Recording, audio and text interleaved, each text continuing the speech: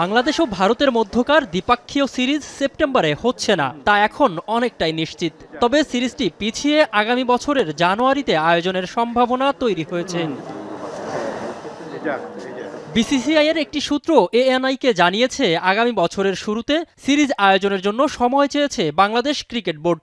সূত্রটির দাবি, জানুয়ারিতে বাংলাদেশ ভারত সিরিজ হওয়ার সম্ভাবনা রয়েছে। তবে এ বিষয়ে ভারত সরকারের সঙ্গে আলোচনা এখনও চলছে। জানুয়ারি মাসে বাংলাদেশের ক্রিকেটে বরাবরই থাকে বিপিএল এর ব্যস্ততা। তবে এবছর বিতর্ক আর সংকট কাটাতে বিপিএল আয়োজন হবে না বলে জানিয়ে দিয়েছে ক্রিকেট বোর্ড। এই সুযোগটাই নিচ্ছে ভারত। ফাঁকা সময়ে তারা সফর করবে সাদা বলের সিরিজ খেলতে। ভারতকে ফেব্রুয়ারি মাসেই মাঠে নামতে হবে মর্যাদার বর্ডার গাভাস্কার সিরিজে। ভারতের ক্রিকেট পাড়ার খবর, অস্ট্রেলিয়ার বিপক্ষে সিরিজের আগে নিজেদের প্রস্তুতি ঝালাই করে নিতেও বাংলাদেশ সিরিজে মন দেবে বিসিসিআই। তবে রাজনৈতিক জটিলতা পাশ কাটিয়ে রোহিত কোহলিরা সরকারের সবুজ সংকেত পাচ্ছে কিনা, সেটাই এখন সবচেয়ে বড় প্রশ্ন।